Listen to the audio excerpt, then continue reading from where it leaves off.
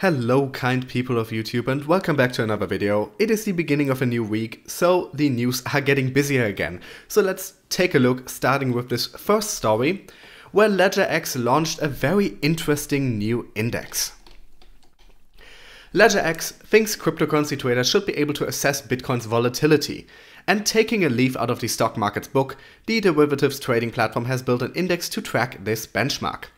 The company announced on Monday that it was launching the LedgerX Volatility Index, which will track the expected volatility of Bitcoin. The firm will draw data for the index from its regulated Bitcoin options, which various institutions have been trading over the past year. Zhufika Cho? I probably mispronounced that, I'm very sorry. LedgerX's president and chief risk officer told CoinDesk that the LXVX is similar to the CBOE Volatility Index, a popular measure of the stock market's anticipated volatility. A volatility index tells you the expected certainty that the market is forecasting. That's what it tells you with respect to any market, she explained.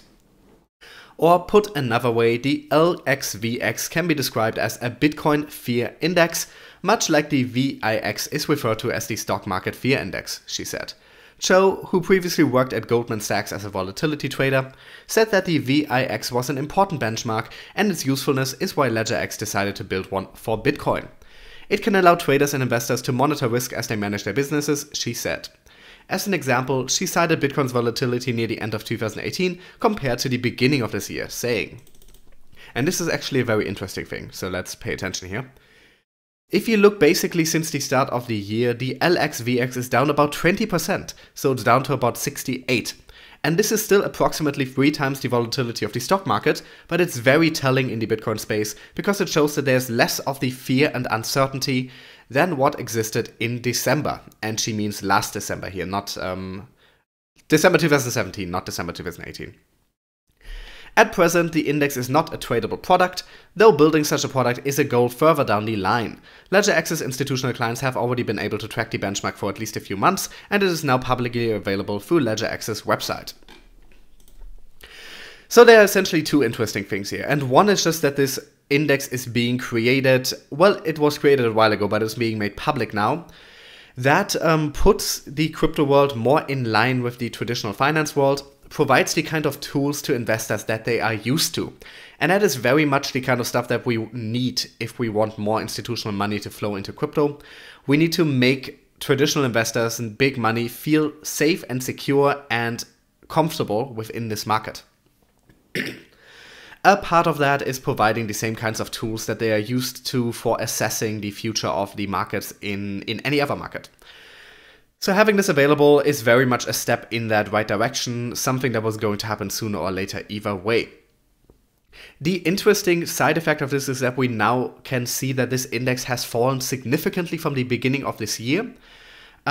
Since it is at 60, since the beginning of last year, I still think it's 2018, since it was 68 recently, and it was 20% higher before, that puts it above 80. I'm too lazy to calculate the exact number here, but that puts it above 80 and now down to 68. That is a significant decrease in expected volatility, which might make people more likely to invest large amounts of money into the markets if they fear to a lesser degree that they might lose the money.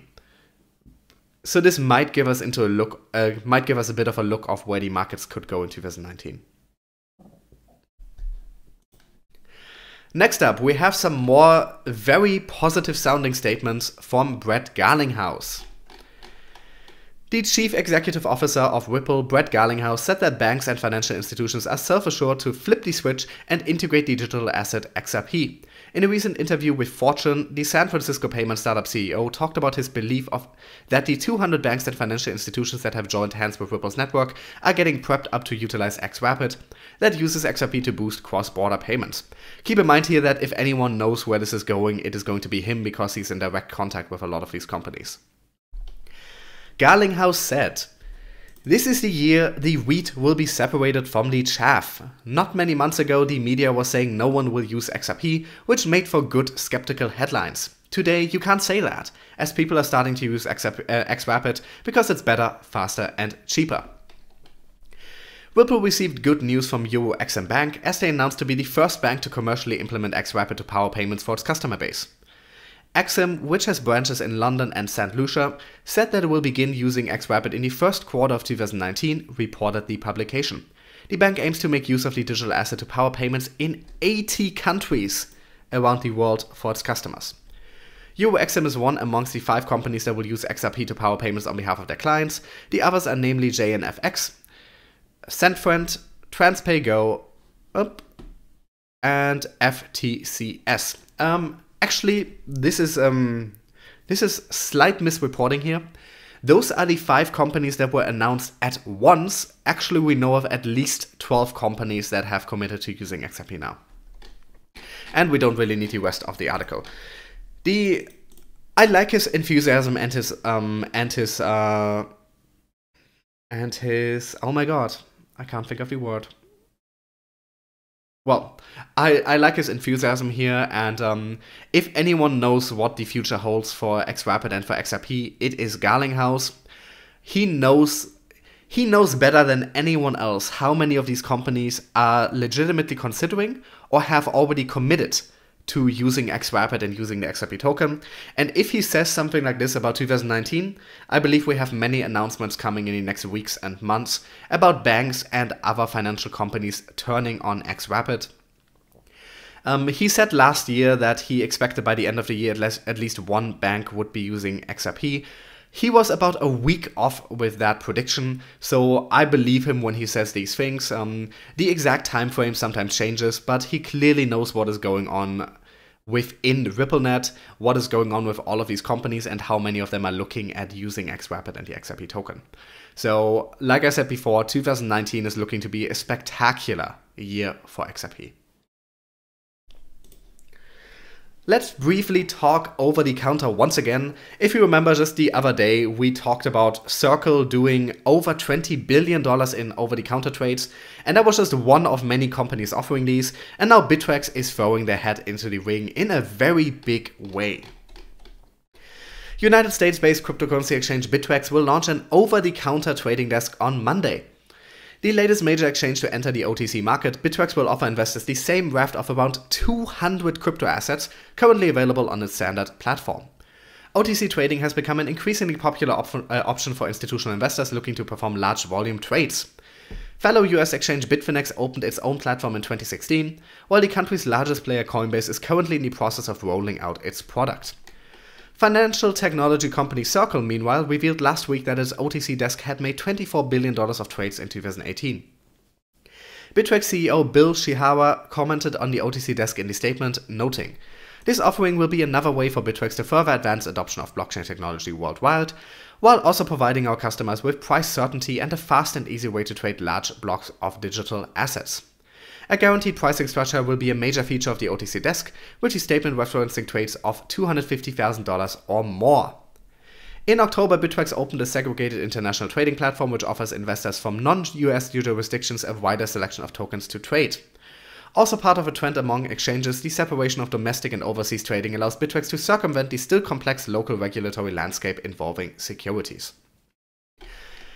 So this is looking very interesting because we are just seeing over and over and over that despite this ongoing bear market and despite people predicting doom for the crypto world, that the institutional interest in buying large amounts of crypto seems to be higher than ever before.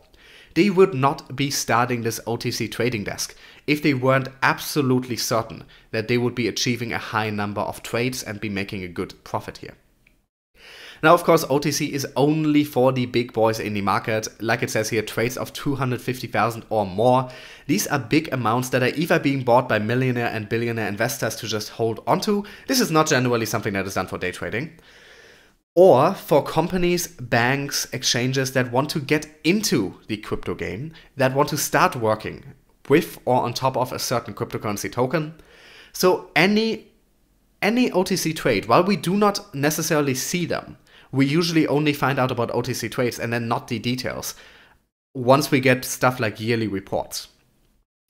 But this preponderance of OTC trading, this increase in OTC trading, this increased demand here, shows us that a lot of people with a lot of money and with a lot of assets behind them, with a lot of influence behind them, are betting big on the future of crypto. And that is why I don't think for 1 second that we legitimately have to fear crypto dying anytime soon. We are in an extended bear market. It might continue for a while longer, but clearly the people that have the actual power to move the markets think that we are going to emerge victorious out of this, think that we will be bigger than ever before in the future, and are betting big on crypto. And that reassures me. That reassures me in a major way. Talking about products aimed at institutional investors, we got even more of this kind of stuff coming out, and you might wonder, why am I always talking about these things? It's because this is what will decide the future of crypto. For most of us, these are not personally relevant. We will not personally use these because most of us are not institutional investors, are not millionaires or billionaires, but this is the kind of stuff that will move the entire market forward in the future. Switzerland's major private investment bank, Vontobel, has launched a crypto custody solution targeting banks and asset managers, according to an official press release. Zurich-based Vontobel Bank is reportedly the third largest financial custody provider in Switzerland, with 110 billion CHF, which is about the same amount in dollars, in assets under its actively developing asset management tool, according to the company's financial report in 2017. With the launch of the new digital assets custodian solution named Digital Asset Vault, the private bank claims to be the first bank in the world to comply with standards required by both industry regulators and financial intermediaries. The new tool allows banks and asset managers to offer their clients a number of crypto-related services, including digital asset purchases, transfers, and storage. According to the announcement, Vontobel's Digital Asset Vault operates just as in the traditional assets classes under the rules of the banking infrastructure, with customers acquiring an alternative to their previous personal registrations, as well as a consolidated overview of traditional and digital assets.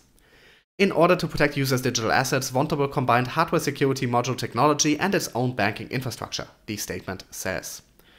As reported by Cointelegraph, Vontobel has previously emerged as a pro-crypto bank, operating as a lender to provide its clients with cryptocurrency investments. In 2017, local sources reported that Vontobel's Bitcoin certificate was the most traded product on Europe's largest stock exchange, SIX Swiss Exchange. In late 2018, Switzerland's financial regulator, the Financial Market Supervisory Authority, issued guidelines for their fintech license, with crypto-related businesses and blockchain firms reportedly set to start applying for the license starting from 2019. So here, couched in a larger story of Switzerland going bigger into the crypto world, of course Switzerland is where a lot of international money flows, so it only makes sense. We have this massive bank with $1/10 trillion in assets, now offering some pretty comprehensive crypto custodian solutions. This, of course, is very, very attractive for a lot of investors. And this is another one of those things where we know a lot of money will flow into crypto, but we will have no way of telling quite how much while it is happening. Like I said, a lot of the movement in the crypto world is not necessarily happening on exchanges. And that is a big issue for the market prices, because the prices reflect only what happens on exchanges at the current moment, and we don't really have the correct overview of all the other stuff. But long term, this will have massive impacts, especially once we start getting some specific numbers of how much trading is going on there. Ultimately, this means so much money flowing into the crypto world, so much institutional money flowing into the crypto world, and all of these people will make absolutely sure that crypto continues growing, that their investments go up in value, and they ultimately, these whales, and these people are whales, these whales will make sure that crypto will not just survive long term, but will go up in value. And we have stories like this almost every single day. Some kind of new solution for big money getting on into the market. They're not starting to offer these services for a handful of millions. They are starting to offer these services for tens, hundreds of millions, for possibly billions of money to flow through. So all of this adding up from all the different banks and other financial companies offering these services. All of this will add up, and it will turn crypto into a much, much, much bigger industry, much, much, much bigger market than it is right now. And with this hopeful note for once, I'm ending this video. I'm a bit sick. I'm sorry if you could hear it in my voice, but I'll try to be better tomorrow. As always, thanks for watching. All the links in the description, as well as ways to support the channel and links to my social media pages. If you enjoy my content, I would really appreciate if you could leave a like and a comment. It really helps the channel be discovered, and I will be back with another video by tomorrow.